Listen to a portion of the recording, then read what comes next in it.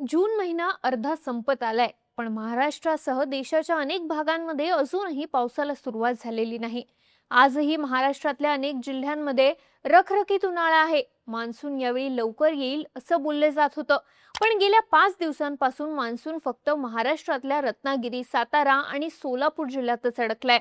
अल्निनो इफेक्टमुळे यंदा पावसाळा सरासरीपेक्षा कमीच राहील असाही अंदाज वर्तवण्यात आला होता. पण या सगळ्यामुळे शेतकऱ्यांच्या पेरण्या रखडल्या आहेत.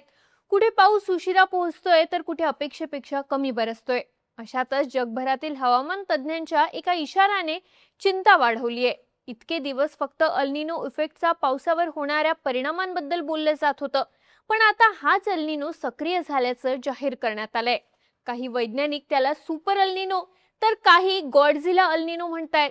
पण हा अल्निनो साधा सुधा नसून 1950 नंतरच्या सर्वात शक्तिशाली अल्निनोंपैकी एक ठरण्याचा अंदाज व्यक्त केला जातोय. अल्निनोच्या या इशाऱ्यामुळे जागतिक आरोग्य संघटना WHO ने सुद्धा अलर्ट जारी केलाय. तर पंतप्रधान नरेंद्र मोदींनी सुद्धा याची दखल घेत राज्यांना तयार राहण्याचे आदेश दिले आहेत. मुख्यमंत्री देवेंद्र फडणवीसांनी सुद्धा राज्यात जलसंधारणासाठी टास्क फोर्स तयार केल्याचं सांगत शेतकऱ्यांना महत्त्वाच्या सूचना केल्या आहेत. या अल्निनो बद्दल कोणती माहिती समोर आली आहे, त्यामुळे पाऊस कमी होण्याची भीती का व्यक्त केली जाते आणि याचे कोणते परिणाम होण्याची शक्यता आहे, समजून घेऊया या व्हिडिओच्या माध्यमातून. नमस्कार, मी दिव्या आणि तुम्ही पाहताय बोलभिडू. अमेरिकेच्या नॅशनल ओशिनिक अँड ॲटमॉस्फेरिक ॲडमिनिस्ट्रेशन म्हणजेच NOAA च्या क्लायमेट प्रेडिक्शन सेंटरनं पॅसिफिक महासागरात अल्निनो सक्रिय झाल्याचं अधिकृतपणे जाहीर केलंय. अल्निनो म्हणजेच विषुववृत्ताजवळील पॅसिफिक महासागराच्या पाण्याचं तापमान वाढण्याची प्रक्रिया, ज्याचा परिणाम जगभरातील हवामानाच्या स्थितीवर होतो. NOAAच्या घोषणेनुसार शरद ऋतूच्या उत्तरार्धात आणि हिवाळ्याच्या सुरुवातीच्या काळात अल्निनो 63% पर्यंत तीव्र होण्याची शक्यता आहे. असं झालं तर 1950 नंतरचं सर्वात मोठं अल्निनो वर्ष म्हणून या वर्षाची नोंद केली जाईल. यासोबतच अल्निनो डिसेंबरमध्ये अतितीव्र होऊ शकतो आणि तो फेब्रुवारी 2027 पर्यंत सक्रिय राहू शकतो, असाही अंदाज NOAA कडून वर्तवण्यात आला आहे. यामुळे या संपूर्ण वर्षात भारतासह जगभरातल्या काही देशांमध्ये कडक उष्णता राहण्याची शक्यता व्यक्त केली जाते. युनायटेड नेशन्सचे सेक्रेटरी जनरल अँटोनियो गुटेरेस यांनी या अल्निनोचं वर्णन अर्जंट क्लायमेट वॉर्निंग असं केलंय. पण यामुळेच देशात पाऊस लांबणीवर गेल्याचं सुद्धा सांगण्यात आलंय. भारतीय हवामान विभागाने दिलेल्या अंदाजानुसार भारतातील जून ते सप्टेंबर या मान्सूनच्या हंगामात मध्यम ते तीव्र स्वरूपाची अल्निनो स्थिती राहण्याची शक्यता आहे. यामुळे शेतीच्या स्थितीबाबत चिंता व्यक्त केली जाते.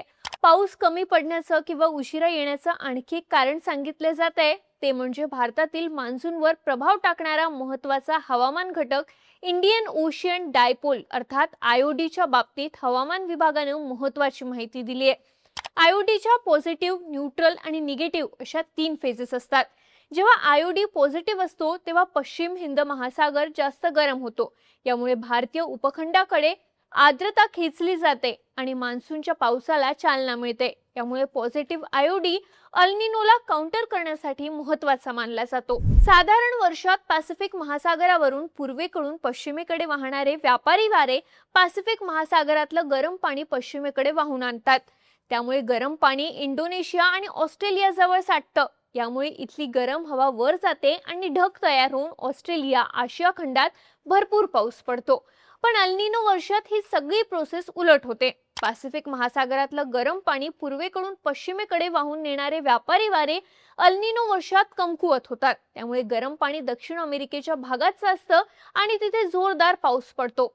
पण हे सर्क्युलेशन बिघडल्यामुळे भारतासह आशिया खंडात पावसाचं प्रमाण कमी होतं. पण जर इंडियन ओशियन डायपोल अर्थात IOD जर पॉझिटिव्ह असेल तर पश्चिम हिंदी महासागर जास्त गरम होतो. पूर्व हिंदी महासागर तुलनेने थंड राहतो. या तापमान फरकामुळे हिंदी महासागरात नवीन सर्क्युलेशन प्रोसेस तयार होते. यामुळे भारतीय उपखंडांकडे जास्त आर्द्र हवा खेचली जाते. भारताच्या आसपास गरम हवा वर जाण्याची प्रक्रिया मजबूत होते. यामुळे कमी दाबाचा पट्टा तयार होऊन भारतात मुबलक पाऊस होतो. पण अल्निनोला काउंटर करणारा हा IOD मान्सूनच्या पूर्ण हंगामात न्यूट्रल म्हणजेच तटस्थ राहण्याचा अंदाज IMD ने वर्तवलाय. यामुळे अल्निनोचा प्रभाव जास्त प्रभावीपणे जाणवणार असल्याचं सांगितलं जात आहे. यात आणखी भर म्हणजे सध्या वेस्टर्न डिस्टर्बन्समुळे सुद्धा मान्सूनचा वेग मंदावला असून तो मध्य भारतात पोहोचायला आणखी काही दिवस लागू शकतात, असं भारतीय हवामान विभागाच्या एका वरिष्ठ अधिकाऱ्यांनी माध्यमांना सांगितलं. जून ते सप्टेंबर या कालावधीतील मान्सून साधारणपणे 1 जूनच्या सुमारास केरळमध्ये दाखल होतो आणि जुलैच्या मध्यपर्यंत संपूर्ण देशभरात पसरतो. पण यंदा केरळमधील त्याच्या आगमनाला आधीच 3 दिवस उशीर झालाय.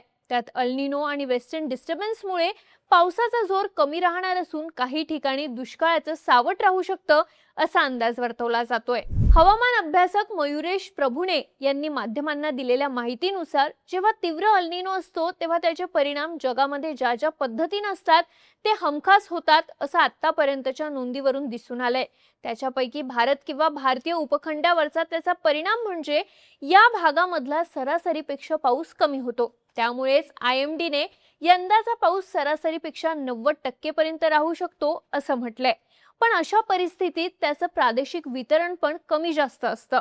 त्यामुळे ज्या भागामध्ये पाऊस आधीच कमी पडतो तिथे त्याचं प्रमाण आणखी कमी होतं.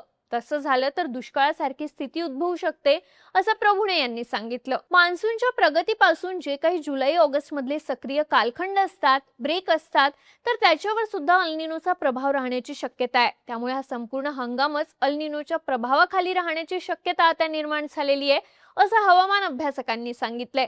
या सगळ्याचा परिणाम म्हणून देशात पुढचे 10-12 दिवस ठराविक भागांमध्येच पाऊस पडेल. पण हा पाऊस सुद्धा खंड पडून पडेल.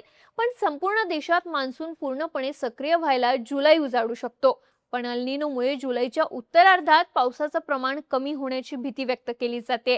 याचा शेती आणि पाणी पुरवठ्यावर परिणाम होऊ शकतो, असं सांगितलं जात आहे. ही सगळी परिस्थिती लक्षात घेता भारत सरकारने सुद्धा याची दखल घेतली आहे. सुपर अल निनोच्या वाढत्या धोक्याची दखल घेत पंतप्रधान नरेंद्र मोदी यांनी नीती आयोगाच्या 11व्या गव्हर्निंग काउन्सिल बैठकीत राज्यांना जलसंधारण, सेंद्रिय शेती आणि दुष्काळ व्यवस्थापनाची तयारी आतापासूनच सुरू करण्याचे निर्देश दिले.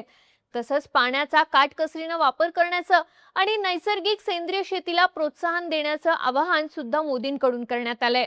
अल निनोमुळे मान्सूनवर परिणाम होऊन अपुरा पाऊस, दुष्काळ सदृश परिस्थिती आणि शेतीवरील ताण वाढू शकतो. त्यामुळे राज्यांनी दीर्घकालीन उपाययोजना आणि स्थानिक पातळीवर तयारी मजबूत ठेवावी, असे आदेश मोदींकडून राज्यांना देण्यात आले. तर मुख्यमंत्री देवेंद्र फडणवीसांनी सुद्धा अल निनोच्या धोक्याबाबत भाष्य केलंय. अल निनोसाठी आपण तयारी करत आहोत. त्यासाठी टास्क फोर्स तयार केला आहे.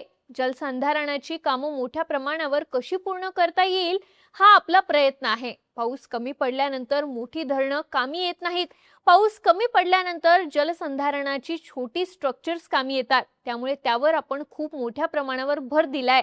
प्रत्येक जिल्ह्याला टार्गेट देऊन जलसंधारणाची स्ट्रक्चर्स कशी पूर्ण करायची याबाबत आपण सांगितलं आहे, असं फडणवीसांनी सांगितलंय.